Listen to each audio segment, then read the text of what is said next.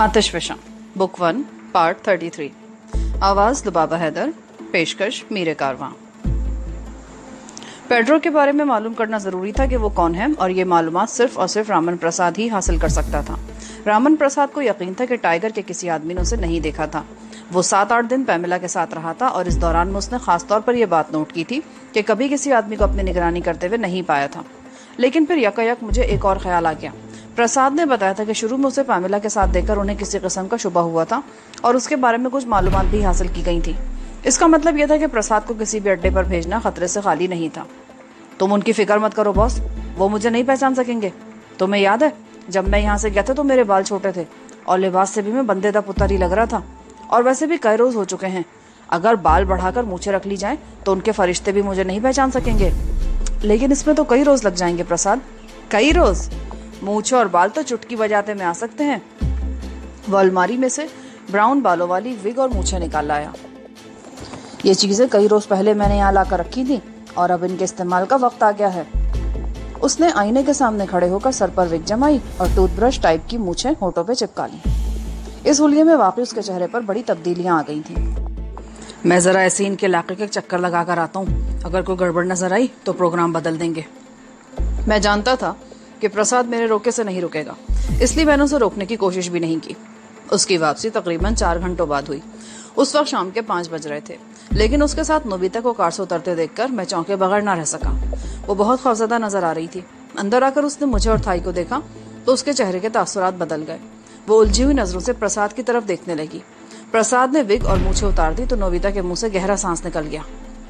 हमने तो तुम्हें उस रोज बताए जाने वाली कोच में सवार कराया था, तुम दोबारा यहाँ क्यों आ गई? थाई ने उसे घूरा। ये तुम्हें कहाँ मिली? मैंने नोबिता के कुछ बोलने से पहले ही प्रसाद से पूछा। मैं सुखमवट रोड की तरफ से आ रहा था कि ये होटल बुलेवार्ड के सामने खड़ी नजर आ गई। मैं गाड़ी रोककर इसके पास आ गया। मैंने इससे कोई बात करना चाही तो ये डर कर पीछे हट गई। मुमकिन है कि मुझे गुंडा समझकर ये शोर मचा देती, लेकिन मैंने उसे अपना नाम बताया और पिछली कुछ बातें याद दिलाई तो ये खामोशी से मेरे साथ कार में बैठ गई। तुम लोगों को देखने से पहले ये कुछ डरी हुई लगी थी और शायद यही सोच रही थी कि किसी गलत आदमी के हाथ लग गई है। तुम वापस क्यों आ गई? इस बार मैंने नोबिता से पूछा। जब मैं पताया पहुंची तो बड़ी मुश्किल से मैंने अपनी खाला का एड्रेस तलाश किया, लेकिन पता चला कि वो चियांग राय गई हुई है और 1 हफ्ते बाद वापस आएगी। वहाँ मुझे खाला का एक दोस्त मिल गया, वो भी महकमा सयाहत में टूरिस्ट गाइड है। उसने हमदर्दी का इजहार करते हुए मुझे अपने घर में रहने को जगह दी। 3-4 रोज तो खैरियत से गुजरे, फिर एक रोज वो शराब के नशे में धुत मेरे कमरे में घुस आया। वो अपनी हमदर्दी की कीमत वसूल करना चाहता था। मैंने उस रात बड़ी मुश्किल से अपने आप को बचाया और सुबह होते ही वहां से निकल गई। 2-3 दिन एक होटल में गुजारे। वहां भी मैं हर वक्त अपने लिए खतरा महसूस करती रही। कल मैंने महकमा सयाहत के दफ्तर से खाला के बारे में मालूम किया तो पता चला कि उसने मजीद 1 हफ्ते की छुट्टी ले ली है। मैं आज दोपहर बैंकॉक आ गई और यहाँ तुम लोगों को मैं तलाश करती फिर रही थी। मुझे यह भी खौफ था कि अगर शांग के आदमियों ने मुझे देख लिया तो वो मुझे गोली मार देंगे। बैंकॉक जैसे शहर में एड्रेस के बगैर किसी को तलाश कर लेना जो शेर लाने से कम नहीं। ये तो तुम्हारी खुशकिस्मती कि तुम प्रसाद की नजरों में आ गई और वो तुम्हें यहाँ ले आया। वैसे मुझे एक बात और भी याद आ रही है। उस रोज तुमने बताया था कि शांग के साथ तुम शाम के वक्त बैंकॉक पहुंची थी और रात 11 बजे तक होटल के कमरे में रही थी। फिर टाइगर और शांग के साथ उस कोठी में आ गई थी जहाँ दारा तुम लोगों का मुंतजिर था। क्या इस दौरान में किसी और आदमी से भी तुम लोगों की मुलाकात हुई थी? नहीं। इसका मतलब है टाइगर, पैमिला, दारा और शांग के सिवा और कोई तुम्हें नहीं पहचानता। पैमिला और टाइगर तो मर चुके हैं, शांग चियांग राय जा चुका है और दारा एक ऐसी जगह रूपोश है जहां से वो कई रोज तक बाहर नहीं आएगा। इसका मतलब है तुम्हें फौरी तौर पर कोई खतरा नहीं है, तुम आजादी से घूम फिर सकती हो। बात नोबिता की समझ में आ गई थी। फिर उसी रात रामन प्रसाद अपने मिशन पर रवाना हुआ तो नोबिता भी उसके साथ थी। मेरी बातों से नोबिता का खौफ बड़ी हद तक खत्म हो चुका था और उसका एतमाद किसी हद तक बहाल हुआ था। उन दोनों की वापसी रात 2 बजे के करीब हुई थी। तशवीशनाक खबर यह थी कि पेड्रो ने मुझे मौत के घाट उतारने के लिए एक डेथ स्क्वाड तश्कील दे दिया था, जिसमें बैंकॉक के 4 सफाक तरीन पेशावर कातिल शामिल थे।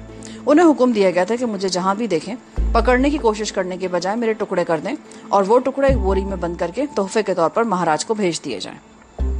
मास्टर हुचन ने कई बार मुझे खतरात से आगाह करने की कोशिश की थी। मैंने उसकी हर बात को टाल दिया था, लेकिन अब सूरत हाल संगीनतर हो चुकी थी। मैं बुज़दिल तो नहीं था। अब तक जो कुछ भी हुआ था उससे मेरे अंदर खुदाएतमादी पैदा हुई थी, लेकिन हद से बड़ी हुई खुदाएतमादी मेरे लिए नुकसानदेह साबित हो सकती थी। मैं 1-2 दुश्मनों का मुकाबला तो कर सकता था, लेकिन कातिलों का गिरोह मेरे पीछे लग गया था। वो शिकारी कुत्तों की तरह मेरी बू सूंघते फिर रहे थे। अगले रोज एक और तशवीशामेज खबर सुनने को मिली।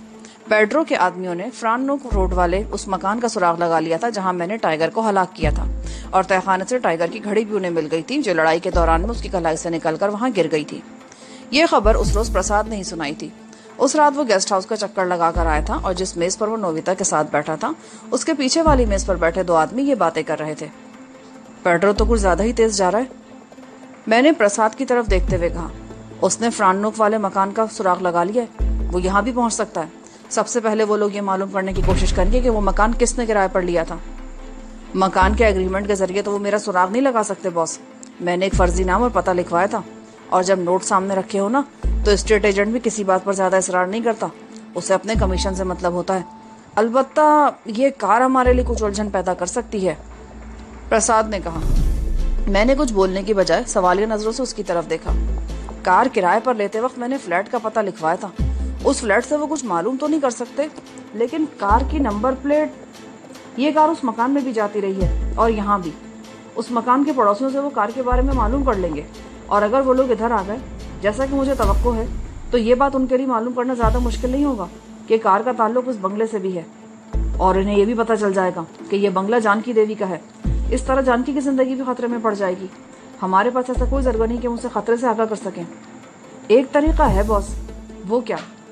हम ये बंगला फौरी तौर पर छोड़कर किसी महफूज जगह पर मुंतकिल हो जाएं, और मैं आज ही रात स्वामी रघुनाथ के आश्रम पहुंच जाता हूँ ताकि जानकी देवी को इस खतरे से बचाया जा सके।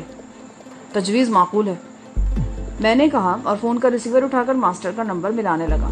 कॉल मास्टर हुसैन के एक शागिर्द ने रिसीव की, लेकिन मेरा नाम सुनते ही उसने मास्टर को बुला दिया। तुम कहाँ हो? मास्टर मेरी आवाज सुनते ही चीखा। तुम इस वक्त सख्त खतरे में हो, तुम्हें चारों तरफ से घेरने की कोशिश की जा रही है। मेरी इत्तला के मुताबिक वो तुम्हारे ठिकाने का पता लगा चुके हैं। उस मकान के तहखाने से उन्हें टाइगर की घड़ी और कुछ ऐसी चीजें मिली हैं जो तुम्हारी निशानदेही करती हैं। पेड्रो को 100% यकीन है कि टाइगर को तुमने ही हलाक किया है। वो तुम्हारे गिर्द घेरा तंग कर रहे हैं वजदान। तुम्हें सब कुछ कैसे मालूम है मास्टर? हमने तुम्हारी तरफ से आंखें बंद नहीं कर रखी। हमारे आदमी चारों तरफ फैले हुए हैं, और ये खबर तो पूरे अंडरवर्ल्ड में गर्दिश कर रही है कि पेड्रो ने तुम्हारे ठिकाने का पता चला लिया है और बहुत जल्द वो तुम्हें छापने वाला है। वैसे तुम हो कहाँ पर? मुझे अपनी लोकेशन बताओ ताकि मैं अपने आदमी भेज दूँ। ये तमाम खबरें मुझे भी मिल चुकी हैं मास्टर। मैं भी अब ये महसूस कर रहा हूँ कि मेरी ये पनाहगाह महफूज नहीं है। मैं इस वक्त टॉक्सन रोड के करीब हूँ और हम यहाँ से निकलना चाहते हैं। तुम्हारे साथ थाईवान के अलावा और कौन है? 2 अफराद हैं। और ठीक है, 1 घंटे बाद एक स्या वैन तुम्हें किंग टॉक्सन के स्टेचू वाले चौराहे के करीब खड़ी मिलेगी। कांग को तुम पहचान लोगे। वैसे मेरे कुछ और आदमी रेलवे स्टेशन की तरफ भी मौजूद हैं, मैं उन्हें भी खबरदार किए देता हूँ। फोन बंद हो गया। मैंने रिसीवर रखा और उन लोगों को सूरत हाल से आगाह करने लगा। उसके साथ ही हमने वहां से निकलने की तैयारी शुरू कर दी। हमने हर वो चीज समेट ली जिससे हमारी वहां मौजूदगी का सबूत मिल सकता था। वैसे मेरे ख्याल में तो ये बेकार ही था, क्योंकि जब उन्हें पता चल जाएगा कि हम यहाँ थे तो किसी मौजूदगी या किसी की अदम मौजूदगी से उन्हें कोई फर्क नहीं पड़ने वाला। किंग टॉक्सन के मुजस्समे वाला चौराहा वहां से सिर्फ 10 मिनट के फासले पर था। जब हम बंगले से निकले तो 11:20 हुए थे। गाड़ी हमने बंगले में ही छोड़ दी थी। उसे इस्तेमाल करना खतरनाक हो सकता था। गेट को ताला लगाकर चाबियों का गुच्छा थाई ने अपने बैग में डाल लिया और हम चारों इकट्ठे ही चौराहे की तरफ चलने लगे। टॉक्सन स्क्वायर पर इस वक्त खासी रौनक थी। चौराहे के वस्त में एक बहुत बड़ा गोल चबूतरा बना हुआ था। चबूतरे के एंड वस्त में एक और चबूतरे पर किंग टॉक्सन का मुजस्समा था। उसके बेस पर चारों तरफ 4 शेरों के मुजस्समे थे। उस बेस के अतराफ में एक हौज सा बना हुआ था। ये चारों शेरों के मुंह फव्वारे में लगे हुए थे। शाम को ये फव्वारे खोले जाते तो पानी उस तालाब में गिरता रहता था। बड़े चबूतरे के गिर्द तकरीबन 4 फुट ऊंचा लोहे का जंगला था। आमद और रफ्त के लिए 4 आहनी सलाखों वाले दरवाजे भी थे, लेकिन वो दरवाजे टूट फूट चुके थे। जंगले की कई सलाखें भी गायब थी और कई जगहों पर कुछ सलाखें मुड़ी हुई नजर आ रही थी। जंगले के अंदर वाले चबूतरे और उसके अतराफ में गोलाई में बने फुटपाथ पर चरसियों और मवालियों का कब्जा था। ये सब लोग वो थे जो नशे के आदी थे और उनके पास सर छुपाने तक को जगह नहीं थी। दिन में तो ये लोग इधर उधर घूमते रहते और शाम होते ही यहाँ जमा होना शुरू हो जाते। चौराहे पर पहुंचकर मैंने इधर उधर देखा। स्या वैन कहीं भी नजर नहीं आ रही थी। अचानक सफेद रंग की कार उस गली के मोड़ पर रुकी। उसमें 3 आदमी थे, एक ड्राइविंग सीट पर और 2 पीछे। वो कार चंद सेकंड वहां रुकी और फिर गली में दाखिल हो गई। वो कार देखी तुमने बॉस? प्रसाद ने मेरे करीब आकर सरगोशी की। वो तीनों टाइगर के आदमी हैं। जो शख्स ड्राइविंग सीट पर बैठा हुआ था उसे तो मैं अच्छी तरह जानता हूँ। सूरत हाल खतरनाक हो गई। अगर वो गली में मुड़ने की बजाय सीधे हमारी तरफ आ जाते तो हमें देख लिया जाता। मैंने इधर उधर देखा पर स्या वैन कहीं भी नजर नहीं आ रही थी। यहाँ खड़े रहना खतरे से खाली नहीं है, मेरे साथ आओ। मैंने उन्हें इशारा किया। हम सड़क पार करके मुजस्समे वाले चबूतरे पर आ गए। जंगले के बैरूनी फुटपाथ पर भी मवाली कब्जा जमाए हुए थे। हम जंगले के अंदर आ गए। यहाँ अजीब सूरत हाल थी। कोई लेटा हुआ था, कोई सर झुकाए बैठा था और कोई बेरौनक सी नजरों से इधर उधर देख रहा था। एक तरफ थोड़ी सी जगह नजर आई तो हम वहां बैठ गए। हमारे करीब ही दो आदमी बैठे हशीश से भरे हुए सिगरेट के कश लगा रहे थे। उसकी बदबू से दिमाग फटा जा रहा था। थोड़ी ही देर बाद इंकशाफ हुआ कि उन दोनों में से एक औरत थी। हम इन मवालियों के दरमियान इस तरह बैठ गए थे कि अगर सड़क पर से कोई इस तरफ से हमें देखे तो हम उसकी नजरों में ना आ सके। 10 मिनट इसी तरह गुजर गए। वैन अभी तक नहीं आई थी। मेरी तशवीश बढ़ रही थी। और फिर इसी लम्हे वो सफेद कार गली से निकलकर तेज रफ्तारी से एक तरफ चली गई। उसमें सिर्फ ड्राइवर था। मेरे दिल की धड़कन तेज हो गई। मुझे समझने में देर न लगी कि उन्होंने वो बंगला तलाश कर लिया था। पेड्रो वाकई बहुत तेजी दिखा रहा था। 3 और मवाली हमारे करीब आकर बैठ गए। उनमें एक मर्द और 2 औरतें थीं। वो भी हशीश भरे सिगरेट पी रहे थे। एक औरत ने सुलगता हुआ सिगरेट थाईवान की तरफ बढ़ा दिया। थाई ने सिगरेट लेकर कश लगाया और उसे फिर सिगरेट वापस दे दिया, लेकिन सिगरेट के एक ही कश ने अपना असर दिखा दिया। थाईवान बुरी तरह खांसने लगी। उसकी आंखों और नाक से भी पानी बह निकला। बड़ी मुश्किल से वो अपने आप को संभाल सकी थी, लेकिन उसका सांस धूकने की तरह चल रहा था। 5 मिनट और गुजर गए और फिर स्याह रंग की एक वैन चौराहे की दूसरी तरफ सड़क के किनारे पर रुकी। और फिर मैंने कांग को वैन से उतरते देखा तो मेरे मुंह से बेख्तियार गहरा सांस निकल गया। चलो, वैन आ गई इस तरफ। मैंने सरगोशी की। हम चारों उठकर चबूतरे की दूसरी तरफ चलने लगे। हशीश भरे सिगरेट के एक ही कश ने थाईवान की हालत बिगाड़ दी थी। उसने एक हाथ सर पर रखा था और दूसरा हाथ उसका मैंने थाम रखा था। आहनी जंगले से निकलकर हम सड़क पर आ गए। हम सड़क के वस्त में थे कि वो सफेद कार बाईं तरफ से घूमती हुई हमारे सामने से गुजरी और चंद गज आगे जाकर ब्रेकों की तेज चरचराहट से रुक गई। दरवाजा खुला और ड्राइविंग सीट पर बैठा हुआ आदमी नीचे उतरा। उसके हाथ में रिवॉल्वर था जिसका रुख हमारी तरफ था। नोबिता के मुंह से खौफनाक चीख निकल गई, लेकिन इससे पहले कि वो आदमी गोली चलाता, फिजा फायर की आवाज से गूंज उठी। वैन के करीब खड़े हुए कांग ने उसे देख लिया था और सूरत हाल का अंदाजा लगाते ही उसने गोली चला दी थी। गोली उस आदमी के पेट में लगी। वो नीचे गिरा। रिवॉल्वर भी उसके हाथ से छूटकर चंद फुट दूर जा गिरा। जख्मी होने के बावजूद वो आदमी सड़क पर रेंगता हुआ रिवॉल्वर की तरफ बढ़ रहा था। वजदान, भागो वैन में, जल्दी, कांग ने कहा और उसने एक गोली और चला दी। वैन का पिछला दरवाजा खुला। एक और आदमी नीचे उतरा। उसने भी फायरिंग शुरू कर दी। मैंने पहले थाई और नोबिता को वैन में सवार कराया, फिर खुद भी ऊपर चढ़ गया। प्रसाद मेरे साथ था। कांग ने चीख कर कहा और वैन हरकत में आ गई। कांग का दूसरा साथी दौड़ता हुआ चलती वैन पर सवार हुआ। चौराहे पर भगदड़ मच गई थी, लेकिन हमारी वैन चंद सेकंड में ही वहां से बहुत दूर निकल गई थी। हमारी मंजिल वार्ड ट्रेमंड थी, जिसे महाराज ने अपना हेडक्वार्टर बना रखा था। ये वो खानका थी जहाँ फास्टिंग बुद्धा का खालिस सोने का दुनिया का सबसे बड़ा मुजस्समा रखा हुआ था। हमें फौरन ही महाराज के सामने पेश कर दिया गया। वहाँ मास्टर हुचन भी था।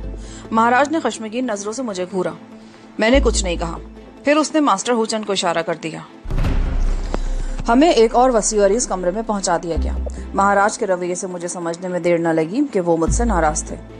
दूसरे दिन बड़ी मुश्किल से मैं महाराज से इजाजत लेकर प्रसाद के साथ स्वामी रघुनाथ के आश्रम की तरफ रवाना हुआ। महाराज ने हमें कार भी मुहैया कर दी थी। आश्रम के सामने एक वसी मैदान में लातादाद कारें खड़ी थी। आश्रम के गिर्द बहुत ऊंची चारदीवारी थी जिसने कई एकड़ जमीन घेर रखी थी। आमदोरफ्त के लिए सिर्फ एक ही गेट था। गेट के अंदर एक इस्तकबालिया काउंटर बना था जहाँ नीम उरिया लिबास में एक लड़की बैठी हुई थी। काउंटर के पीछे एक कमरा था। स्वामी रघुनाथ के हल्के में दाखिल होने के लिए धर्म की कोई तस्खीस नहीं थी। लड़की ने मुस्कुराकर हमारी तरफ देखा और एक तरफ रखी हुई बड़ी सी पेटी की तरफ इशारा किया जिस पर डोनेशन लिखा था। मैंने और प्रसाद ने कुछ नोट उस पेटी में डाल दिए। लड़की ने 2 हुड काउंटर के नीचे से निकालकर हमारी तरफ बढ़ा दिए। कपड़े के बने हुए ये टोप पहन लेने से न सिर्फ पेशानी बल्कि चेहरे का बहुत सा हिस्सा भी छुप गया था। हम ये टोप पहनकर एक कमरे में दाखिल हो गए। अंदर की दुनिया ही निराली थी। एक तरफ आश्रम की इमारत थी और उसके सामने कंक्रीट की छत वाला बहुत बड़ा शेड था। छत को सहारा देने के लिए लातादाद सतून थे। नीचे पुख्ता फर्श था। उस शेड के नीचे बैक वक्त 15-16 अफराद बैठ सकते थे। उस वक्त रात के 9 बजे थे। तकरीबन 200 अफराद उस वक्त वहां मौजूद थे और हमारी तरह बहुत से अफराद आ जा रहे थे।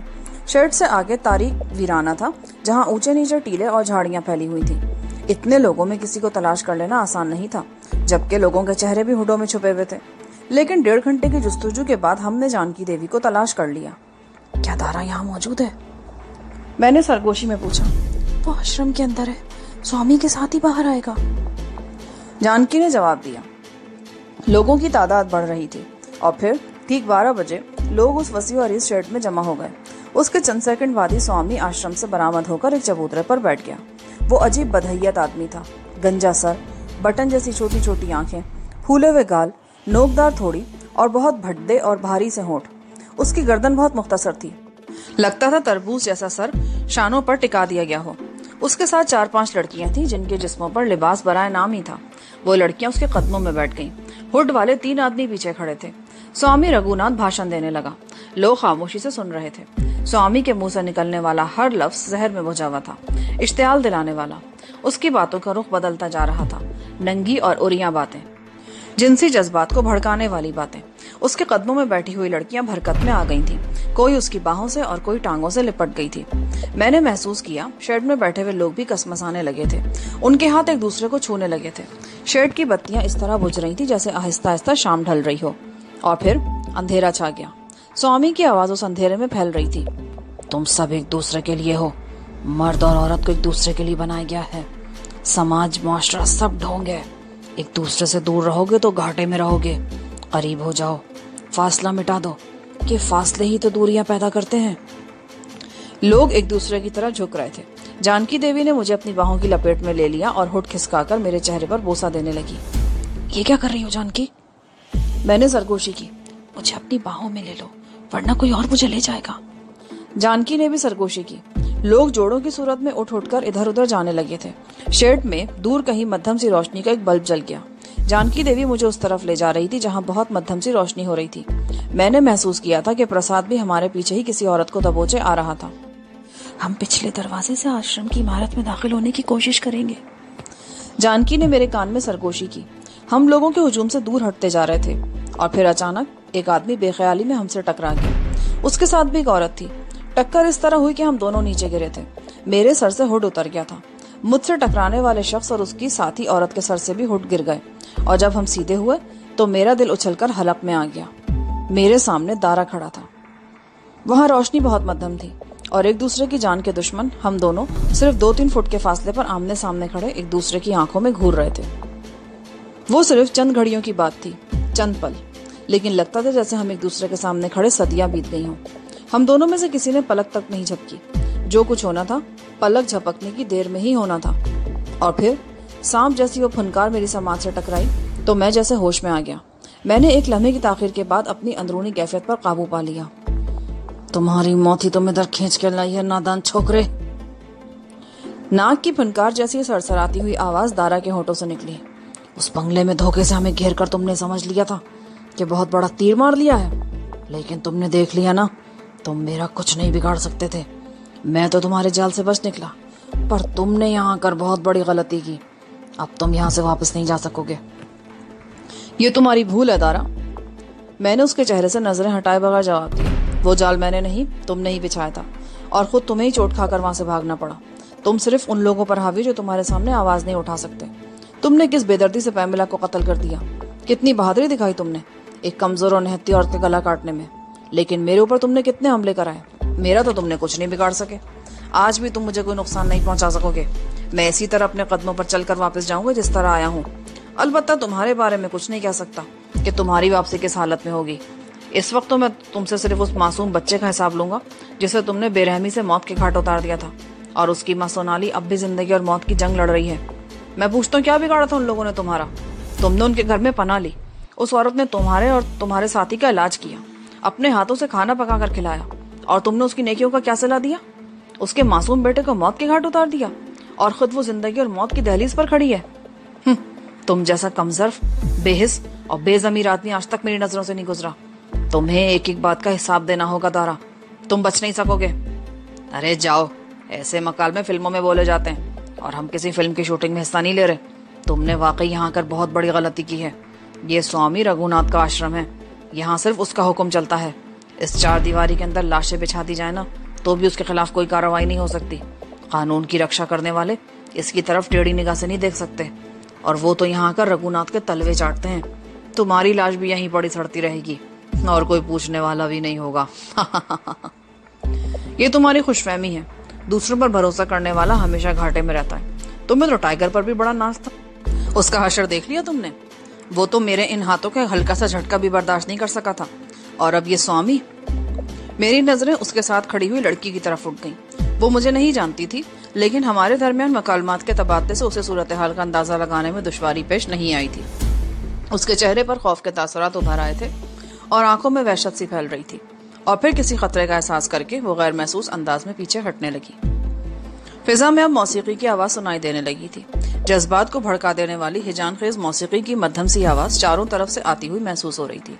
स्वामी रघुनाथ ने रूहानी तालीमात की आड़ में अपने चेलों की अय्याशी का मुकम्मल बंदोबस्त कर रखा था। वसी और इस शेड के लातादाद सुतूनों में स्पीकर पोशीदा थे, जिनसे हिजान खेज मौसीकी की आवाज फूट रही थी, और ये आवाज हर तरफ से आती महसूस हो रही थी। मैंने कनखियों से इधर उधर देखा। लोग कोने खुदरों में जगह तलाश कर रहे थे। शायद उन लोगों के लिए अपने शहवानी जज्बात पर काबू पाना मुश्किल हो रहा था। दारा के हाथ को हरकत करते देखकर मैं चौंक गया। उसका हाथ गैर महसूस अंदाज में पतलून की जेब की तरफ बढ़ रहा था, लेकिन इससे पहले कि वो कोई हरकत करता, मेरे करीब खड़ा हुआ रामन प्रसाद हरकत में आ गया। वो हवा में उड़ता हुआ दारा से टकराया। दारा अपनी साथी लड़की से टकरा गया। वो खौफजदा अंदाज में चीखती हुई पीछे गिरी। उसकी चीख पर किसी ने कोई तवज्जो नहीं दी। होश ही किसे था। मौसीकी की आवाज लम्हा ब लम्हा तेज होती जा रही थी। दारा अपने आप को प्रसाद से बचाकर संभलने की कोशिश कर रहा था। मैंने उस पर छलांग लगा दी। मैं उसे अपनी गिरफ्त में लेना चाहता था, लेकिन वो मछली की तरह मेरे हाथों से फिसल गया और उठकर एक तरफ भाग खड़ा हुआ। समझ गया था वो कि मैं अकेला नहीं हूँ। खतरा महसूस करते वो भाग निकला था। उसकी साथी लड़की अब भी जमीन पर पड़ी चीख रही थी। मैं उसकी तरफ तवज्जो दिए बगैर दारा की तरफ लपका, लेकिन वो लोगों के हुजूम में गायब हो गया। शेड के उस हिस्से में कुछ खलबली सी मच गई और दारा ने इससे पूरा फायदा उठाया था। वो हुड पहनकर उन लोगों में गायब हो गया था। मैंने भी अपना चेहरा हुड में छुपा लिया। जानकी अब भी मेरे साथ चिपकी हुई थी। वो मुझे बाजू से पकड़कर एक तरफ खींचती चली गई। किसी मुतवक्को जवाबी हमले से बचने के लिए जगह तब्दील करना जरूरी थी, और जानकी मुझे वहां से कई गज दूर ले गई थी। मुझे अंदाजा नहीं था कि प्रसाद भी हमारे साथ था या वहीं रह गया था। जगह तब्दील करने का जानकी का फैसला बड़ा सूदमंद साबित हुआ। चंद मिनट बाद ही वहां एक बार फिर खलबली सी मच गई, जहां दारा से आमना सामना हुआ था। दो लंबे तड़ंगे आदमी वहां लोगों के चेहरों से हुड नोच रहे थे। उन दोनों के हाथों में खंजर थे। औरतें चीख रही थी और बाज मर्दों ने गालियां दे रहे थे, लेकिन वो दोनों अफराद औरतों की चीखों पुकार और गालियों से बेनियाज अपनी कार्रवाइयों में मसरूफ रहे। जानकी मेरा हाथ पकड़े वहां से मजीद दूर हटती चली गई। मुझे प्रसाद की फिक्र थी कि कहीं वो उनके हाथ न लग जाए, लेकिन दूसरे ही लम्हे अपने करीब एक सरगोशी सुनकर मैं उछल पड़ा। वो आश्रम के अंदर चला गया बॉस, उसके गुर्गे हमें तलाश कर रहे हैं। मेरे मुंह से गहरा सांस निकल गया। प्रसाद मुझे अकेला नहीं छोड़ सकता था। इस तरफ से आओ, हम पिछले दरवाजे से आश्रम में दाखिल होने की कोशिश करेंगे। ये जानकी की आवाज थी। हम तीनों लोगों को धकेलते हुए एक तरफ बढ़ने लगे। वहां अजीब सूरत हाल थी। हिजान खेज मौसीकी की आवाज कुछ और तेज हो गई थी। लोग मुंह छुपाकर यहाँ इसलिए आते थे कि स्वामी की रूहानी तालीमात से फायदा उठाकर अपने सफली जज्बात को तस्कीन पहुंचाने की कोशिश करें और किसी की नजरों में न आए। लेकिन आज उनमें कुछ बेचैनी फैल गई थी। वो दो लंबे तड़ंगे आदमी बदस्तूर लोगों के चेहरों से हुड नोचते फिर रहे थे। हम तीनों तेजी से एक तरफ बढ़ रहे थे। जानकी सबसे आगे थी, उसके पीछे मैं और मुझसे कुछ फासले पर रामन प्रसाद। मैंने महसूस किया था कि कुछ लोग शेड से निकलकर खुली जगहों पर इधर उधर फैल रहे थे। उस चार दीवारी के अंदर कई एकड़ रकबा घिरा हुआ था। एक हिस्से पर वो आश्रम और वसी और इस शेड बना था, जबकि बाकी हिस्सा खाली था। छोटे छोटे टीले और गुंजान झाड़ियां हर तरफ फैली हुई थी। हम एक तवील चक्कर काटकर आश्रम वाली इमारत की पिछली तरफ आ गए। उस तरफ भी इमारत के सामने कुशादा बरामदा था। सुर्ख पत्थरों की 5 कुशादा सीढ़ियां थी, जिन पर चढ़कर बरामदे में पहुंचा जा सकता था। बरामदे का एक मरकजी दरवाजा था, एक दाएं तरफ और एक बाएं तरफ। मरकजी दरवाजा तो हॉल में दाखिले के लिए था और ये दोनों दरवाजे अलग अलग कमरों में खुलते थे। बरामदे में तारीकी थी, लेकिन अंदर हॉल में बहुत मध्यम सी रोशनी नजर आ रही थी। जानकी देवी पिछले कई रोज से यहाँ थी और वो इस आश्रम के बारे में बहुत सी मालूमात हासिल कर चुकी थी। उसे आश्रम की इमारत के अंदर दाखिल होने का मौका भी मिला था और उसे मालूम था कि कौन सा दरवाजा किस कमरे में खुलता है। बरामदे का मरकजी दरवाजा बंद था। उसने दाएं तरफ का दरवाजा आजमाया, लेकिन वो भी अंदर से बंद था। वो बाएं तरफ वाले दरवाजे के सामने आ गई और हैंडल पर हाथ रखकर उसे आहिस्ता आहिस्ता हरकत देने लगी, लेकिन ये दरवाजा भी अंदर से बंद था। मैं इसी दौरान में दरवाजे से चंद फुट के फासले पर खिड़की के सामने आ गया और अंदर झांकने की कोशिश करने लगा, लेकिन अंदर तारीकी थी। खिड़की पर कोई ग्रिल वगैरह नहीं थी। मैंने शीशे पर हाथ का हल्का सा दबाव डाला तो खिड़की खुलती चली गई।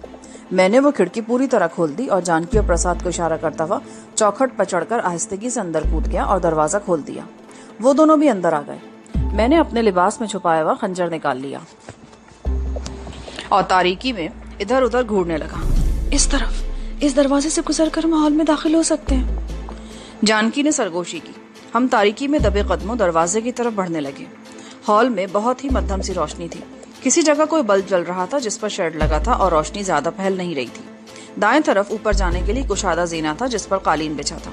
हॉल के फर्श पर भी दबीज कालीन बिछे हुए थे। हम दबे कदमों आगे बढ़ने लगे। ये तमाम कमरे स्वामी के चेलों के हैं। उसका कमरा ऊपर है और दारा भी ऊपर ही रहता है। मेरा ख्याल है इस वक्त भी वो ऊपर ही होगा और वहां से नीचे शेड में होने वाली सरगर्मियों का जायजा ले रहा होगा। हम जीने पर चढ़ने लगे। कालीन की वजह से हमारे कदमों की हल्की सी आवाज भी पैदा नहीं हो रही थी। ऊपर एक कुशादा गैलरी थी और उसके साथ साथ कमरे बने हुए थे।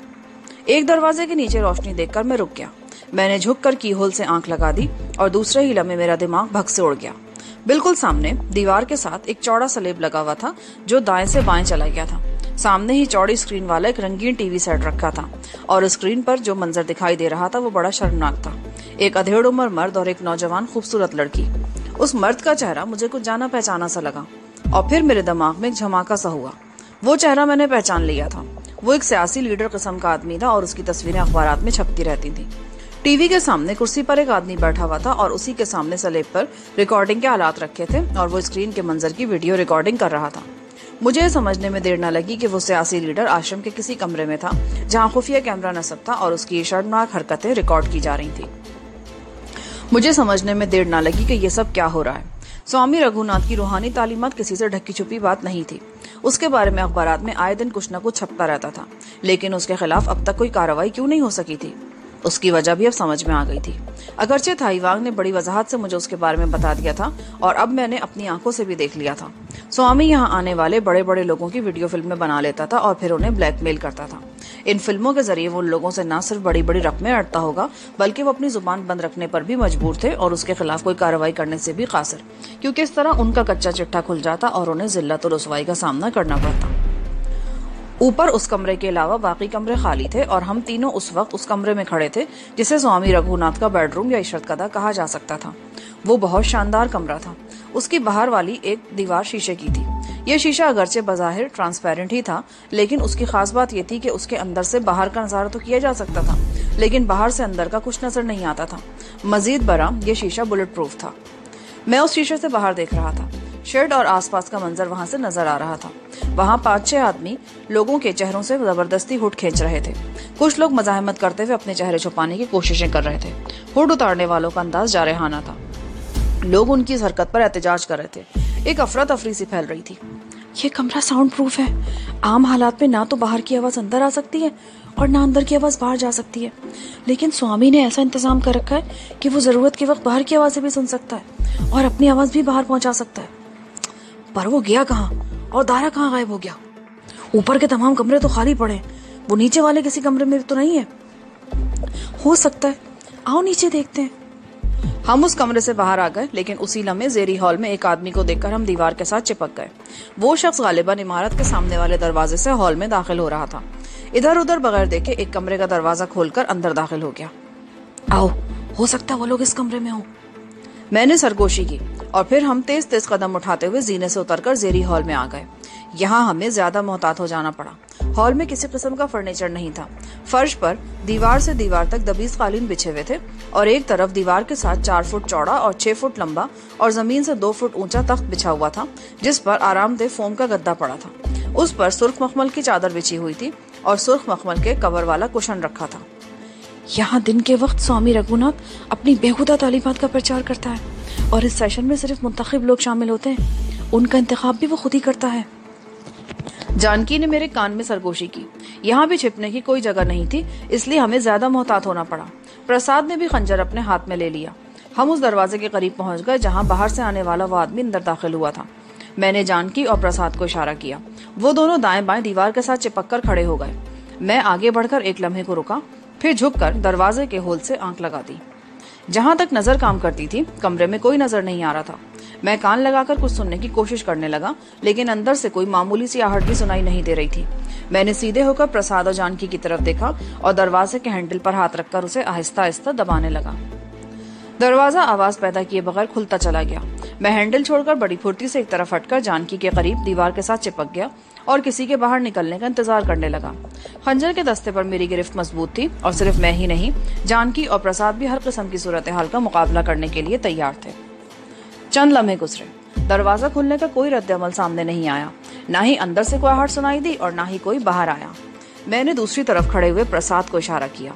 उसने आगे बढ़कर दरवाजे को आहिस्तगी से धकेलकर पूरी तरह खोल दिया और एक लम्हे के इंतजार के बाद उछलकर अंदर दाखिल हो गया। मैंने भी उसके पीछे ही पीछे कमरे में छलांग लगाई, पर कमरा खाली था। ये बेडरूम था, लेकिन यहाँ किसी रूह की मौजूदगी के आसार नजर नहीं आ रहे थे। हालांकि वो शख्स इसी कमरे में दाखिल हुआ था। यहाँ पर पार्ट 33 का अख्तिताम होता है। आगे कहानी सुनने के लिए पार्ट 34 समाअत फरमाएं।